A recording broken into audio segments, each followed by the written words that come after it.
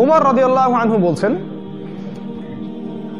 যে বাইনামা নাহনু ইনদা রাসূলিল্লাহ সাল্লাল্লাহু আলাইহি ওয়াসাল্লাম, একদিন আমরা রাসূল সাল্লাল্লাহু আলাইহি ওয়াসাল্লামের সাথে মসজিদে বসেছিলাম, ঠিক এভাবেই যেভাবে আপনারা বসে আছেন। এমনকি একজন ব্যক্তি মসজিদের মধ্যে প্রবেশ করলো, যার কাপড়টা ছিল প্রচণ্ড ধবধবে সাদা, যার চুলগুলো ছিল প্রচণ্ড রকম কালো, লা ইউরা আলাইহি আসারুস সাফার, তাকে দেখে মনে হচ্ছে না সে সফর করে মসজিদে এসেছে। একদম ঝকঝকা তকতকা একজন মানুষ, পরিপাটি। সফর করে আসলে বোঝা যায় না একটা মানুষ সফর করে আসছে, কোনো চিহ্ন নাই। সে মসজিদে প্রবেশ করলো, হাত্তা জালাসা ইলা নবী সাল্লাল্লাহু আলাইহি ওয়াসাল্লাম, এমনকি সে নবী সাল্লাল্লাহু আলাইহি ওয়াসাল্লামের সামনে গিয়ে বসলো, তার হাঁটুর সাথে তার হাঁটুটাকে লাগিয়ে দিল। তাশাহুদে আমরা যেমন করে বসি ঠিক ওইভাবে। ওয়াদা কাফাইহি ইলা ফাখিজাইহি, এমনকি তার দুই হাতটা নবী সাল্লাল্লাহু আলাইহি ওয়াসাল্লামের উরুর উপরে রাখলো, রেখে বলল, ইয়া মুহাম্মদ, দরুদ পড়ব আমরা সাল্লাল্লাহু আলাইহি ওয়াসাল্লাম, আখবিরনি আনিল ইসলাম। প্রথম প্রশ্ন করছে, ইয়া মুহাম্মদ, হে মুহাম্মদ সাল্লাল্লাহু আলাইহি ওয়াসাল্লাম, আখবিরনি আনিল ইসলাম, আমাকে ইসলাম সম্পর্কে বলেন, ইসলামের সংজ্ঞা কি আমাকে সেটা বলেন। জানা উচিত না ইসলামের সংজ্ঞা কি? আমাদের এখনকার জেনারেশনকে জিজ্ঞাসা করবেন, ইসলামের বেসিক সংজ্ঞা বলতে পারবে না। সিরিয়াসলি বলছি, 10টা সূরা ধরেন বলতে পারবে না, 10টা হাদিস ধরেন বলতে পারবে না। সাহাবীদের নাম জিজ্ঞাসা করেন 10 জন, দেখেন বলতে পারে কিনা। নবীর 10 জন স্ত্রীর নাম জিজ্ঞাসা করেন, দেখেন বলতে পারে কিনা। আমাদের জেনারেশনকে এমন শিক্ষা ব্যবস্থায় পড়াশোনা করাচ্ছি আমরা, দিন শেষে এরা নামাজের ওযুর বেসিক জিনিসগুলো জানে না। এটা বাস্তবতা, জানা উচিত। একটু সামনে চলে আসেন, যারা ওখানে আছেন একটু সামনে চলে আসেন, পিছনে জায়গা হচ্ছে না। তো নবী সাল্লাল্লাহু আলাইহি ওয়াসাল্লামকে এই প্রশ্ন করা হলো, আখবিরনি আনিল ইসলাম, হে মুহাম্মদ সাল্লাল্লাহু আলাইহি ওয়াসাল্লাম, আমাকে বলুন ইসলাম কাকে বলে। এবার আমাদের নবী সাল্লাল্লাহু আলাইহি ওয়াসাল্লাম তিনি সংজ্ঞা দিচ্ছেন, তিনি বলছেন, আল ইসলাম, খুব ভালো করে শুনুন, আল ইসলাম, ইসলাম হচ্ছে, ইসলাম রিলিজনটা বা জীবন ব্যবস্থাটা হচ্ছে আনতা আবুদাল্লাহ, আনতা শাহাদা আল্লা ইলাহা ইল্লাল্লাহ, তুমি প্রথমত সাক্ষী দিবে আল্লাহ ছাড়া ইবাদত পাওয়ার যোগ্য কোনো ইলাহ নাই, ওয়া আন্না মুহাম্মাদান রাসূলুল্লাহ, এবং মুহাম্মদ সাল্লাল্লাহু আলাইহি ওয়াসাল্লাম আল্লাহর প্রেরিত রাসূল, এটা প্রথমে সাক্ষী দিবে। ওয়া তুকিমাস সালাহ, এরপরে তুমি 5 ওয়াক্ত সালাত কায়েম করবে। ওয়া তুতিয়াজ যাকাহ, এরপরে তোমার সামর্থ্য যখন হবে তুমি যাকাত আদায় করবে। ওয়া তাসুমা রমাদান, এবং রমজান মাস যখন আসবে তখন তুমি সাওম পালন করবে। ওয়া তাহুজ্জাল বাইতা ইন ইসতাতা'তা ইলাইহি সাবিলা, তোমার যদি সক্ষমতা থাকে তুমি আল্লাহর সন্তুষ্টির জন্য বাইতুল্লাহ হজ করবে। এই হলো ইসলাম, 5টা বিষয়। 1 নাম্বার, আল্লাহর সাথে শিরক করবে না এবং মুহাম্মদ সাল্লাল্লাহু আলাইহি ওয়াসাল্লামকে রাসূল হিসেবে স্বীকার করবে। এর অর্থ কি? এর অর্থ হচ্ছে আমি আমাদের জীবনের কোনো ক্ষেত্রেই আল্লাহর সাথে শিরক করতে পারবো না। আমরা আল্লাহ ছাড়া কারো ইবাদত করতে পারবো না, আল্লাহ ছাড়া কাউকে সেজদা করতে পারবো না, আল্লাহ ছাড়া কারো জন্য নজর মানত করতে পারবো না, আল্লাহ ছাড়া কাউকে মাধ্যম ওসিলা ধরতে পারবো না, আল্লাহ ছাড়া কারো বিধান আইন শাসনকে বাস্তবায়ন করতে পারবো না। আল্লাহর হালালকে হালাল জানতে হবে, আল্লাহর হারামকে হারাম জানতে হবে। আল্লাহর হারামকে হালাল করা যাবে না, আল্লাহর হালালকে হারামও করা যাবে না। এক কথায় ইবাদতে, বিশ্বাসে, চিন্তায়, চেতনায়, কথায়, কাজে আল্লাহ সুবহানাহু ওয়া তাআলা তাওহীদ প্রতিষ্ঠা করতে হবে। এর নাম হচ্ছে লা ইলাহা ইল্লাল্লাহ। খুব সংক্ষেপে বললাম, এর ব্যাপক ব্যাখ্যা আছে। এরপরে ওয়া আন্না মুহাম্মাদুর রাসূলুল্লাহ, মুহাম্মদ সাল্লাল্লাহু আলাইহি ওয়াসাল্লামকে শেষ নবী, আল্লাহর রাসূল হিসেবে স্বীকৃতি দেয়া। এর অর্থ কি? এর অর্থ হচ্ছে যে আমি আমার জীবন চলার পথে মুহাম্মদ সাল্লাল্লাহু আলাইহি ওয়াসাল্লামের তরিকা ছাড়া অন্য কোনো উসওয়াতুল হাসানা বা আদর্শ গ্রহণ করতে পারবো না। ইবাদত করতে হবে রাসূলের তরিকায়, ব্যবসা করবেন রাসূলের তরিকায়, চাকরি করবেন রাসূলের তরিকায়, সমাজ চালাবেন রাসূলের তরিকায়, রাষ্ট্র চালাবেন রাসূলের তরিকায়, অর্থনীতি চালাবেন রাসূলের তরিকায়, প্রতিটা কাজ জিকির আজগার করবেন রাসূলের তরিকায়, হজ করবেন তার তরিকায়, নামাজ পড়বেন তার তরিকায়। প্রতিটা কাজ রাসূল সাল্লাল্লাহু আলাইহি ওয়াসাল্লামের হুবাহু অনুকরণ করার নাম মুহাম্মাদুর রাসূলুল্লাহ সাল্লাল্লাহু আলাইহি ওয়াসাল্লাম। এর বাইরে গেলেই আপনি আপনার মুহাম্মাদুর রাসূলুল্লাহকে কেটে ফেললেন। হ্যাঁ, যদি কোনো ব্যক্তির কথা, যদি কোনো ব্যক্তির কাজ মুহাম্মদ সাল্লাল্লাহু আলাইহি ওয়াসাল্লামের কথা এবং কাজের সাথে মিলে যায়, সেটাকে গ্রহণ করতে আমাদের কোনো আপত্তি নাই। কিন্তু কোনো ব্যক্তি সে যত বড়ই বিশ্বনেতা হোক আর রাষ্ট্রনেতা হোক না কেন, কারো কথা কাজ যদি মুহাম্মদ সাল্লাল্লাহু আলাইহি ওয়াসাল্লামের কথা কাজের সাথে না মিলে, এটা ছুঁড়ে ফেলে দেয়া আমার জন্য ওয়াজিব। ওটাকে ডাস্টবিনে ছুঁড়ে ফেলে দেয়া আমার জন্য ওয়াজিব। ওটা কোশ্চিনকাল আমরা মানতে পারবো না। এই হলো লা ইলাহা ইল্লাল্লাহ মুহাম্মাদুন রাসূলুল্লাহ। তারপরে কি বলেছেন নবী সাল্লাল্লাহু আলাইহি ওয়াসাল্লাম? ওয়া তুকিমাস সালাহ, 5 ওয়াক্ত সালাত আদায় করবে, জামায়াতের সাথে 5 ওয়াক্ত সালাহ আদায় করবে, ইনক্লুডিং ফজর এবং এশা। শুধু জোহর আসর মাগরিব নয়, ফজর এশা সহ 5 ওয়াক্ত সালাত মসজিদে পুরুষদের জন্য জামায়াতে আদায় করতে হবে। আর সালাত ওই 4G 5G স্পিডে পড়া যাবে না। সালাতের মতোই পড়তে হবে, ধীর স্থিরভাবে নবীর তরিকায়, শান্তিতে, প্রশান্তির সাথে। এবং সালাতে নিজের সমস্ত আবেগ, চাওয়া পাওয়া ঢেলে দিতে হবে। সালাত নবী সাল্লাল্লাহু আলাইহি ওয়াসাল্লামের জীবনের শেষের দিকে যখন তিনি ইন্তেকাল করছেন, তার আগে তিনি বলছিলেন আস-সালাত আস-সালাত, সালাতের ব্যাপারে খেয়াল রেখো, সালাতের ব্যাপারে খেয়াল রেখো। ওয়া মা মালাকাত আইমানিকুম, তোমাদের হাতে, তোমাদের আন্ডারে যে নিসা মহিলারা আছেন তাদের ব্যাপারে খেয়াল রেখো।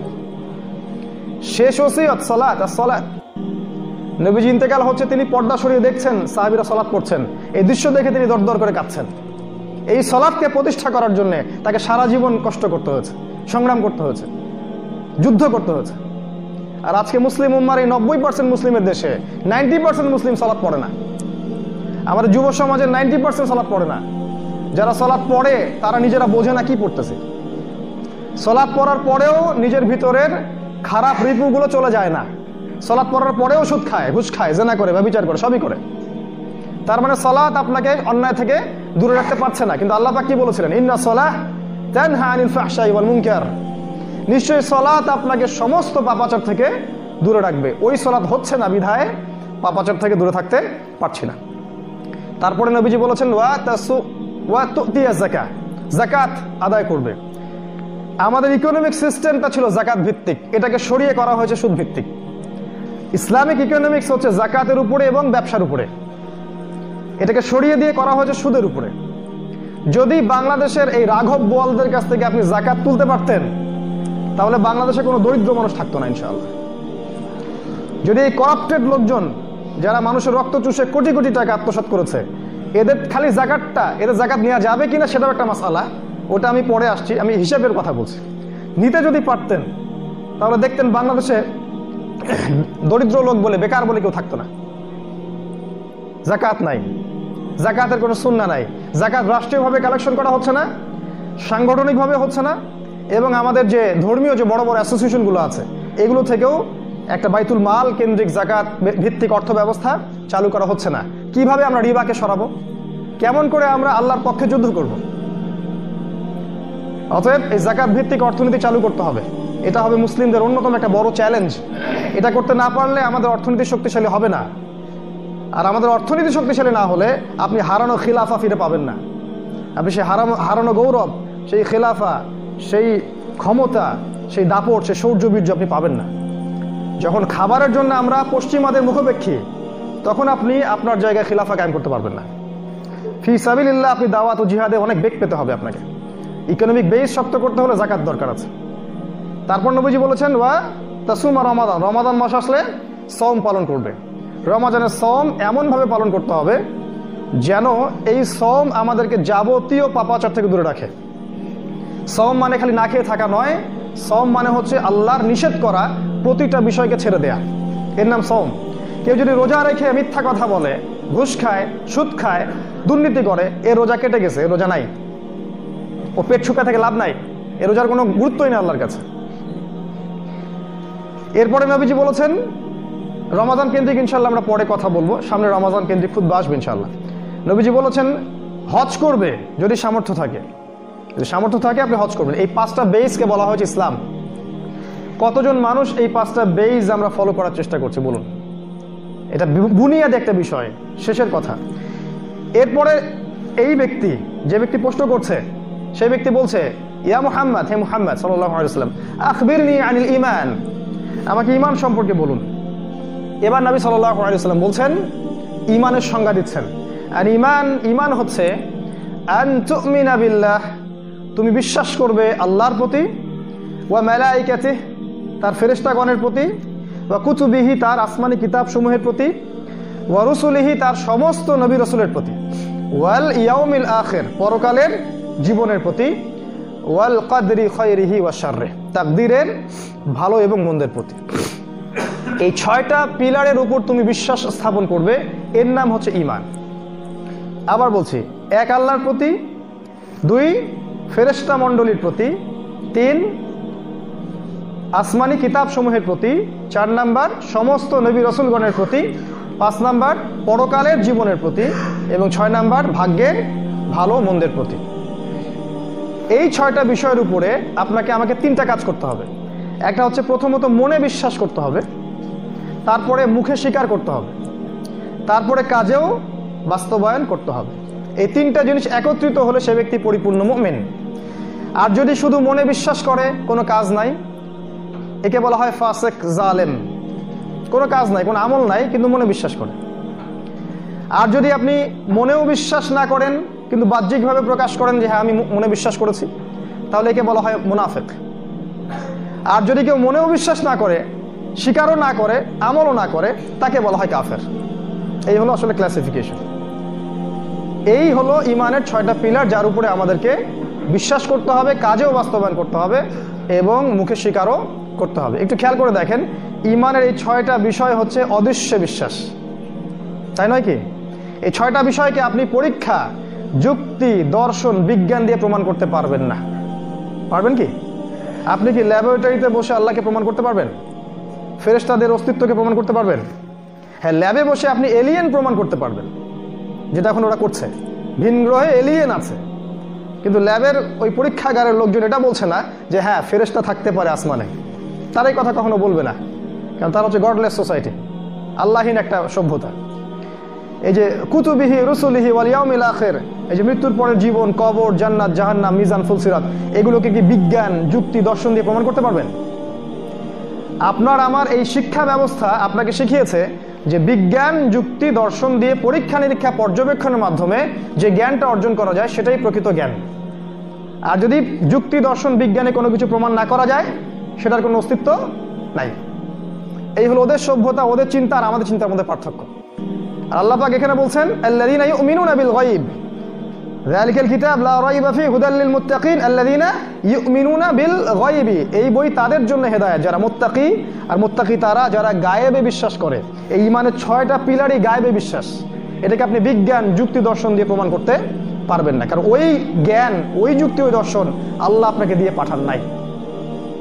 এখন আপনি আমি যদি ওদের কনসেপ্ট অফ ভিউ ফলো করি, তাহলে কাফের হয়ে মরতে হবে।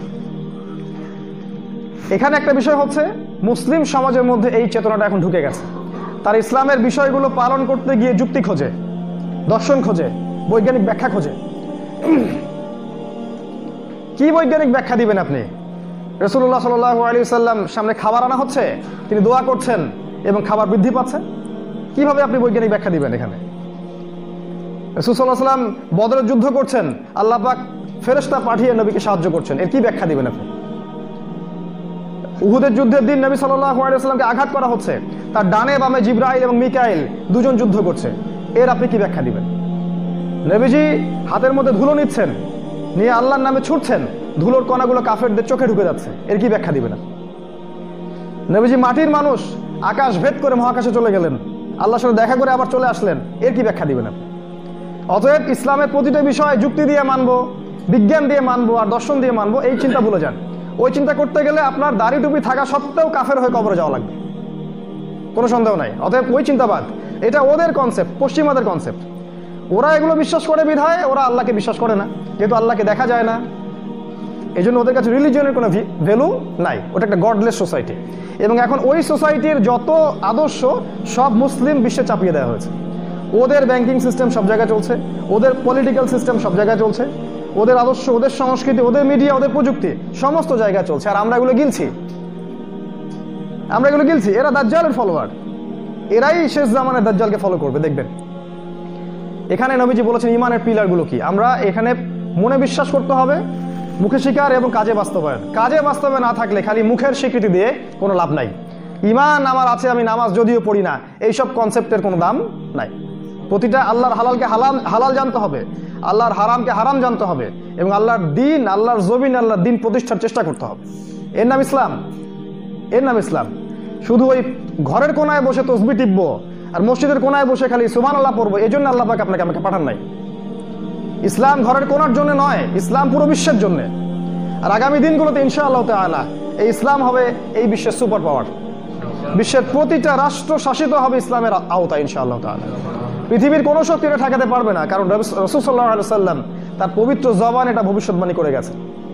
ইমামুল মাহদী যখন আসবেন, ঈসা আলাইহিস সালাম যখন আসবেন, বিশ্বের কোনো প্রান্ত বাকি থাকবে না যেখানে ইসলামিক হুকুমত এবং শাসন কায়েম হবে না ইনশাআল্লাহ। এর বিরোধিতা যারা করবে তাদেরকে আল্লাহ পাক ধুলোয় মিশিয়ে দিবেন, আদ এবং সামুদ জাতির মতো। এর বিরোধিতা যারাই করবে, যে দেশ, যে সভ্যতা, যে জাতি বা যে সিভিলাইজেশন, আল্লাহ পাক কাউকে বাকি রাখবে না, প্রত্যেককে আল্লাহ পাক ধ্বংস করে ছাড়বেন ইনশাআল্লাহ। এটা সামনে হতেই যাচ্ছে, অতএব আগে নিজের ভিত্তিটা শক্ত করুন। তৃতীয় প্রশ্ন করেছেন তিনি, ওই ব্যক্তি, আখবিরনি আনিল ইহসান, হে মুহাম্মদ সাল্লাল্লাহু আলাইহি ওয়াসাল্লাম আমাকে ইহসান সম্পর্কে বলেন। ইহসান কি জিনিস? আমরা ইহসান কথাটা শুনলে মনে করি যে কারো উপরে অনুগ্রহ করা। এর আরো একটা ব্যাখ্যা আছে। নবী সাল্লাল্লাহু আলাইহি ওয়াসাল্লাম বলছেন, আল ইহসান, ইহসান হচ্ছে আন তা'বুদাল্লাহা কাআন্নাকা তারাহ, তুমি এমন ভাবে আল্লাহর ইবাদত করবে যেন তুমি আল্লাহকে দেখছো। ওয়া ইল্লাম তাকুন তারাহ, যদি তুমি আল্লাহকে দেখতে না পারো, ফাইন্নাহু ইয়ারাক, চিন্তা করবে আল্লাহ তোমাকে দেখছেন। এই কনসিয়াসনেসের নাম ইহসান। প্রতিটা ইবাদত এমন ভাবে করা যাতে মনে করা যে আমি আল্লাহকে দেখতে পাচ্ছি, আল্লাহকে হাজির নাজির জেনে ইবাদত করা। আর যদি আমি আল্লাহকে দেখতে না পাই, কারণ পৃথিবীর চোখ দিয়ে আল্লাহকে দেখা সম্ভব নয়, তখন মনে রাখতে হবে যে আল্লাহ পাক অবশ্যই আপনাকে দেখছেন। এই ইহসানটা তাকওয়ার সাথে সম্পৃক্ত। যার ইহসান যত বেশি তার ভিতর তাকওয়া তত বেশি, মুত্তাকি সে তত বেশি। ইহসান যার ভিতর চলে আসবে প্রতিটা ইবাদতের মধ্যে, তখন গিয়ে সে ইবাদতের স্বাদ পাবে। যখন আমরা সালাত পড়বো, যদি আমরা মনে করি আমরা আল্লাহর সামনে দাঁড়িয়ে আছি, তখন সালাতের মনোযোগ ইনশাআল্লাহ ডানে বামে যাবে কম। যখন আমরা ব্যবসা করছি, তখন যদি মনে করি আল্লাহ আমাকে দেখছেন, আপনি ব্যবসায় ওজনে কম দিতে পারবেন না। যখন আপনি রোজা আছেন, সওম রেখেছেন, মনে করছেন আল্লাহ আমাকে দেখছেন, গোপনে আপনি পানি পান করতে পারবেন না, অন্যায় কাজ করতে পারবেন না। একটা মেয়ে যদি মনে করে যে আল্লাহ আমাকে দেখছেন, সে কখনো নগ্ন হয়ে বাইরে বের হতে পারে না। একটা সমাজ নেতা যদি মনে করে আল্লাহ আমাকে দেখছেন, আল্লাহর কাছে আমাকে জবাবদিহি করতেই হবে, সে কখনো সমাজে দুর্নীতির আইন কায়েম করতে পারে না। একটা রাষ্ট্রনেতা, বিশ্বনেতা যদি জানে, বিশ্বাস করে আল্লাহ আমাকে দেখছেন, আমি আল্লাহকে দেখছি, সে কখনো তার ক্ষমতার আওতায় আল্লাহ বিরোধী কোনো শরিয়া কায়েম করতে পারে না। আমাদের ইহসানের ত্রুটির কারণেই আমরা আল্লাহকে ভুলে গেছি, এবং জীবনের প্রতিটা ক্ষেত্রে, ব্যক্তিগত জীবন বলেন, পারিবারিক জীবন বলেন, সামাজিক, অর্থনৈতিক, রাজনৈতিক প্রতিটা জীবনে আমরা আল্লাহর বিরুদ্ধাচরণ করেই যাচ্ছি এবং করেই যাচ্ছি, শুধু ইহসান না থাকার কারণেই। আমরা চিন্তা করছি না যে আল্লাহ আমাদেরকে দেখছেন। আল্লাহ পাক ওই বীর্য থেকে তৈরি করেছেন আমাকে, আর কবরে যখন লাশ হয়ে যাব তখনও দুর্গন্ধযুক্ত লাশ হয়ে যাব। মাঝখানের এই সময়টা আমি উদ্ধত এবং অহংকার প্রদর্শন করছি। ওয়ালা তামশি ফিল আরদি মারহা, আল্লাহ পাক বলেছিলেন জমিনের মধ্যে বুক ফুলিয়ে হেঁটো না। ইন্নাকা লান তাখরিকাল আরদা, তুমি এই জমিনকে ধসাতে পারবে না। ওয়ালান তাবলুগাল জিবালা তুলা, আর পাহাড়ের উচ্চতায় কখনো পৌঁছাতেও পারবে না। কি কথা! জমিনে অহংকার করে হেঁটো না বুক ফুলিয়ে, কারণ তুমি এই জমিনটাকে ধসাতে পারবে না, আর তুমি পাহাড়ের উচ্চতায় কখনো পৌঁছাতে পারবে না। সূরা বনী ইসরাঈল পড়ে দেখেন। এই মাঝখানের সময়টুকুতে আমরা ইহসান, তাকওয়া ভুলে যাওয়ার কারণে প্রতিটা ক্ষেত্রে আল্লাহর বিধান, আল্লাহর হুকুম আহকামের বিরোধিতা করছি, আর কোনো কোনো ক্ষেত্রে সরাসরি না করলেও কায়দা কৌশল করে করছি। সরাসরি খাওয়াচ্ছি না, ঘুরিয়ে খাওয়াচ্ছি। শোনেন, আল্লাহ পাক আপনার মনের কথা জানেন, আপনি কোন কাজ কোন উদ্দেশ্যে করছেন আল্লাহ পাক জানেন, এবং কোনো সন্দেহ নাই যে ব্যক্তি তার দিনের বিরোধিতা করবে, আল্লাহর দিনের বিরোধিতা করবে, দিনকে ডমিনেট করার চেষ্টা করবে, দিনকে ধ্বংস করার চেষ্টা করবে, এবং দিনের বিরুদ্ধাচারণ করে অন্য সংস্কৃতি, অন্য আদর্শকে প্রতিষ্ঠা করার চেষ্টা করবে, কোনো সন্দেহ নেই আল্লাহ পাক এদের শিকড়টা উপড়ে ফেলে দিবেন ইনশাআল্লাহ। এটা আল্লাহর দায়িত্ব। এটা আমরা, কোনো ব্যক্তি যদি নাও করে, এটা আল্লাহ নিজেই করবেন ইনশাআল্লাহ। সূরা তওবা পড়ে দেখেন, আল্লাহ বলেছেন তারা কি দুইটা শাস্তির একটার জন্য অপেক্ষা করছে? হয় আমি মুমিনদের হাত দিয়ে ওদেরকে শাস্তি দেওয়াবো, না হলে আমি নিজেই ওদেরকে শাস্তি দিব। এটা 3 নম্বর প্রশ্ন। 4 নম্বরে কিন্তু প্রশ্ন করেছেন, আখবিরনি আনিস সাআহ, হে মুহাম্মদ সাল্লাল্লাহু আলাইহি ওয়াসাল্লাম আমাকে বলেন কিয়ামত কবে হবে। এবার নবী সাল্লাল্লাহু আলাইহি ওয়াসাল্লাম বলছেন, মাল মাসউলু আনহা বিআলামি মিনাস সাইল, এই প্রশ্নের উত্তর আপনি যতটুকু জানেন আমি ততটুকুই জানি। প্রশ্নকারী এবং প্রশ্ন যাকে করা হয়েছে উভয়ের জ্ঞানী এখানে সমান। আমি জানি না এক্স্যাক্টলি কোন দিনে, কি বারে, কোন সালে, কত তারিখে কিয়ামত হবে, এটা আমি জানি না। কে বললেন? নবী সাল্লাল্লাহু আলাইহি ওয়াসাল্লাম নিজেই বলেন আমি জানি না। তাই আমরা যে সাল বলে দিচ্ছি, এত সালে এটা হবে, এত সালে এটা হবে, এটা ঠিক না, এটা কিন্তু ঠিক না। এবার পঞ্চম প্রশ্ন করছেন এই ব্যক্তি, তিনি বলছেন ঠিক আছে, ফাখবিরনি আন আমারাতিহা, তাহলে ঠিক আছে আপনি কিয়ামতের কিছু আলামত বলে দেন। কিয়ামত কবে হবে এক্স্যাক্টলি আপনি জানেন না, আমিও জানি না, আল্লাহ ছাড়া কেউ জানে না, কিন্তু কিয়ামতের আলামত কিছু আমাদেরকে বলে দেন।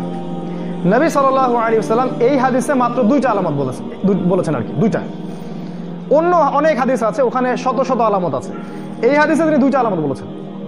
একটা বলেছেন যে ওয়ান তালিদাল আমাতু রাব্বাতুহা, যখন আপনি দেখবেন যে দাসী তার মনিবকে জন্ম দিচ্ছে, দাসী তার মালিককে জন্ম দিচ্ছে। এর গভীর ব্যাখ্যা আছে। একটা ব্যাখ্যা হচ্ছে যে পিতা মাতার সাথে দাস দাসীর মতো আচরণ করা হবে শেষ জামানায়। দেখছেন না এখন সমাজে পিতা মাতার সাথে দাস দাসীর মতো আচরণ করবে সন্তানেরা। এমনকি আমরা তো নিউজ দেখছি, মাকে জবাই করে রাখতেছে, বাবাকে জবাই করে ফেলতেছে সম্পত্তির জন্য। সাহাবীরা বলতেন এই যুগে কি মানুষের বিবেক চলে যাবে? নবীজি বলতেন এই যুগের মানুষগুলো হবে আবর্জনার মতো, কীট পতঙ্গ আবর্জনার মতো। ইলম উঠে যাবে, জ্ঞান উঠে যাবে, জাহিলিয়াত বর্ষিত হবে, আলেমদের মৃত্যু হয়ে যাবে, মানুষ জাহেলদেরকে আলেম রূপে গ্রহণ করবে। বহু কথা নবীজি বলেছেন। মানুষের বিবেক বুদ্ধি আমানত উঠে যাবে, সলাত উঠে যাবে, ঈমান উঠে যাবে, একসময় কোরআন উঠে যাবে। কোরআন মানুষ পড়বে, কোরআনের মর্ম তার গলার নিচে নামবে না।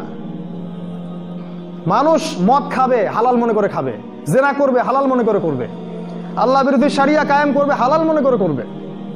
এগুলো শেষ জামানার সাইন নবীজি বলে গেছেন। প্রচুর ভূমিকম্প হবে, প্রচুর মহামারী ছড়াবে, সময় সংক্ষিপ্ত হয়ে যাবে, মানুষের দিন চলে যাবে একটা ঘন্টার মতো, মাস চলে যাবে একটা সপ্তাহের মতো, একটা বছর চলে যাবে একটা মাসের মতো। চারিদিকে ফিতনা এমনভাবে ছড়াতে থাকবে, একটা ফিতনা মালা ছিঁড়ে গেলে যেমন করে পড়তে থাকে পুঁতিগুলা, ওইভাবে ফিতনা ছড়াবে। প্রচুর হত্যাকাণ্ড হবে, চারদিকে খালি জিনা, ব্যভিচার, হত্যা, খুন, ঘুষ, ধর্ষণ, দুর্নীতি ছড়ায় যাবে সমাজে। এল আখিরুজ জামানের সাইন, শেষ জামানের। এই হাদিসে নবীজি বলেছেন যে দাসী তার মনিবকে জন্ম দিবে। এর আরেকটা ব্যাখ্যা হচ্ছে যে মেয়েদের অবস্থা এমন হবে, মেয়েদের এমন একটা অবস্থা হবে যে মেয়েরা সন্তান জন্ম দেওয়ার সময় পাবে না। পরিবারে মেয়েরা এত ব্যস্ত হয়ে যাবে এই কেরিয়ার, স্ট্যাটাস, চাকরি বাকরি এসবের কারণে, যে মেয়েরা সন্তান ধারণ করার মতো সময় পাবে না। তখন কি হবে? তখন ভাড়া করে মেয়েদেরকে হায়ার করতে হবে, ওই সিঙ্গাপুরের মতো, সৌদি আরবের মতো, অন্য কান্ট্রিগুলোর মতো।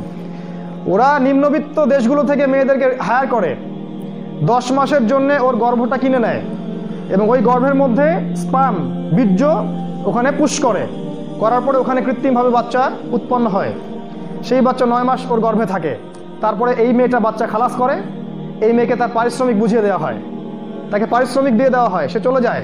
আর যে বাচ্চাটা রেখে গেল, এই বাচ্চা কার? এই বাচ্চা মনিবের বাচ্চা, এই যে মালিকের বাচ্চা দাসী প্রসব করলো। গভীর ব্যাখ্যা, এটা এত সহজে বুঝবেন না পড়াশোনা না করলে। এটা বাদ দেন, আরেকটা আলামত নবীজি বলেছেন যে এটা শোনেন, ওয়ান তারাল হুফাতাল উরাতাল আলাতা রিয়া আশ-শাইয়াতা তাওয়ালুনা ফিল বুনিয়ান। নবীজি বলেছেন কিয়ামতের একটা বড় নিদর্শন হচ্ছে যে যখন আপনি দেখবেন সমাজের সবচেয়ে নিম্ন শ্রেণীর মানুষ, যাদের পায়ে জুতা ছিল না, পরনে কাপড় ছিল না, রাখাল, ওই যে মেষপালক রাখালের মতো, এই শ্রেণীর মানুষ উঁচু উঁচু বিল্ডিং নির্মাণের প্রতিযোগিতা করবে। ফান্তাজিরুস সাআ, কিয়ামতের অপেক্ষা করেন তখন।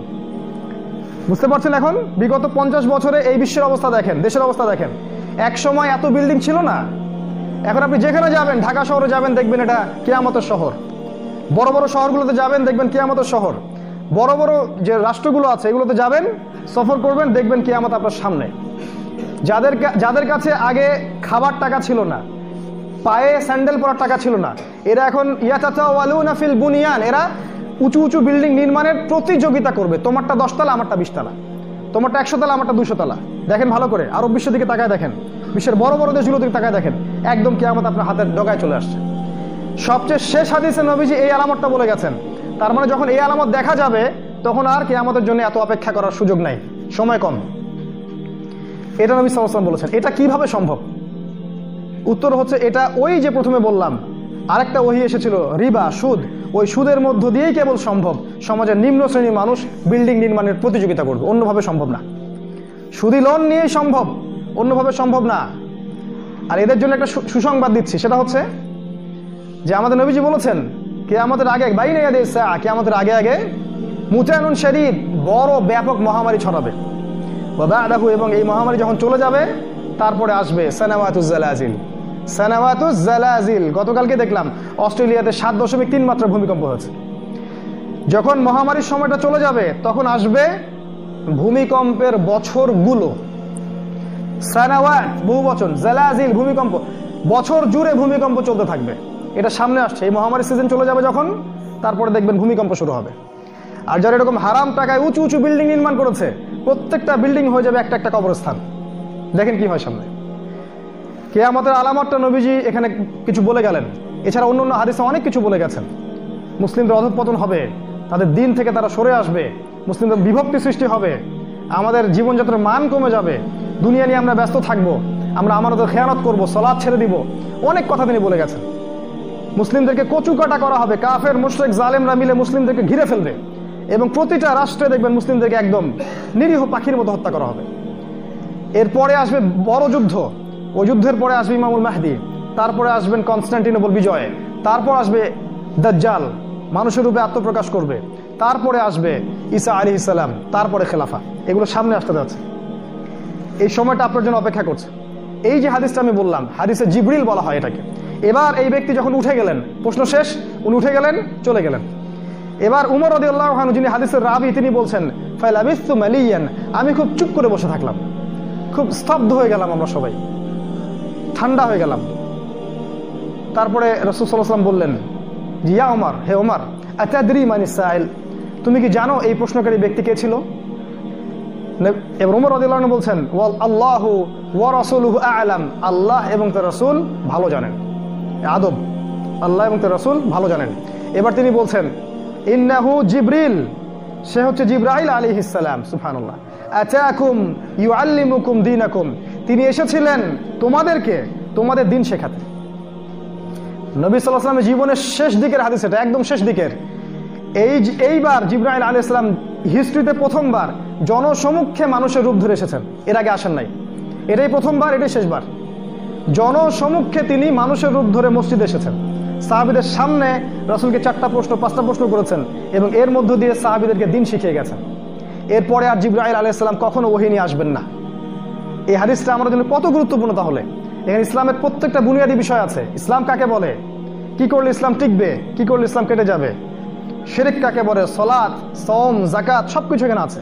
হজ, রমাদান, এখানে আছে ঈমানের পিলারগুলা, কি করলে ঈমান থাকবে, কি করলে ঈমান থাকবে না, ঈমানের পিলারগুলো কি কি। এরপর আছে ইহসান, ইসলাম আর ঈমানের সাথে কিভাবে ইহসানের সাথে ইবাদত করব, আল্লাহকে পাবো। তারপরে আছে কিয়ামতের আলামত। তাহলে কিয়ামতের আলামত সম্পর্কে পড়াশোনা করা, এটা জানা, শেষ জামানাকে স্টাডি করা গুরুত্বপূর্ণ বিষয়। কারণ শেষ হাদিসে নবী সাল্লাল্লাহু আলাইহি ওয়াসাল্লামকে প্রশ্ন করা হয়েছে আলামাতুস সাআ সম্পর্কে, কিয়ামতের আলামত সম্পর্কে। আজকে আমরা মনে করি এটা নিয়ে স্টাডি করার দরকার নাই, এটা দেরি আছে, 1000-2000 বছর দেরি আছে। সাহাবীরা ওই 1400 বছর আগেই মসজিদে বসে কিয়ামতের আলামত নিয়ে আলোচনা করতেন। 1400 বছর আগে একবার নবীজি যাচ্ছেন, সাহাবীরা আলোচনা করছেন, নবীজি বলছেন তোমরা কি নিয়ে কথা বলছো? সাহাবীরা বললেন আমরা কিয়ামত নিয়ে কথা বলছিলাম, কবে হবে এই বিষয় নিয়ে। নবীজি বললেন 10টা আলামত না আসা পর্যন্ত কিয়ামত হবে না। তার মানে বোঝা যাচ্ছে সাহাবীরা পর্যন্ত কিয়ামতের আলামত নিয়ে আলোচনা করতেন, কথাবার্তা বলতেন। কি জন্যে? যাতে করে আমরা আলামতগুলো মেলাতে পারি এবং সতর্ক হতে পারি, নিজে সতর্ক হতে পারি, সমাজকে সতর্ক করতে পারি, উম্মাহকে সতর্ক করতে পারি, এবং আগামীর জন্য প্রস্তুতি গ্রহণ করতে পারি। এটাকে বেশি ভালো নয় যে আমরা যদি আগামী সম্পর্কে জানি সেভাবে প্রস্তুতি নিয়ে আগাবো, আর যদি আমি না জানি আগামীতে কি হতে যাচ্ছে, তাহলে আমি তো ফিতনায় পড়ে থাকবো, আমাকে বাঁচানোর কেউ থাকবে না। অতএব আর লম্বা করছি না, আসুন আমরা সবাই এই হাদিসে জিবরিলের যে শিক্ষাগুলো আজকে আমরা শিখলাম, ইসলাম কাকে বলে, ঈমান কাকে বলে, ইহসান কাকে বলে, কিয়ামত কবে হবে এবং এর আলামতগুলো কি কি, এগুলোকে নিয়ে বিস্তারিত পড়াশোনা করি এবং আগামী দিনগুলোতে আমরা ইসলামের পতাকা বহন করার জন্য দৃঢ় প্রত্যয়ী হই ইনশাআল্লাহ। আল্লাহ পাক আমাদের সবাইকে তার দিনের জন্য কবুল করুন, পরিপূর্ণ ইসলাম পালন করার তৌফিক দান করুন, পরিপূর্ণ মুমিন হওয়ার তৌফিক দান করুন, ইহসানের সাথে আল্লাহর ইবাদত করার তৌফিক আল্লাহ পাক দান করুন, এবং কিয়ামতের সমস্ত আলামতগুলো নিয়ে পড়াশোনা করার তৌফিক দান করুন। সেই হিসাবে প্রস্তুতি গ্রহণ করে সামনের দিনগুলোর জন্য প্রিপারেশন নেওয়ার এবং কিভাবে আমরা পথ চলবো সেই ট্র্যাকটাকে সুন্দর করে ফিক্স আপ করার তৌফিক আল্লাহ পাক আমাদের সবাইকে দান করুন। আল্লাহুম্মা আমিন। আকুলু কওলি হাযা আস্তাগফিরুল্লাহ লি ওয়া লাকুম ওয়া লিসাইরিল মুসলিমিন। বারাকাল্লাহু লানা ওয়া লাকুম বিল আয়াতিল হাকীম। ইন্নাহু তাআলা জাওয়াদুন কারীমুন বাররাউফুর রহিম। আসসালামু আলাইকুম।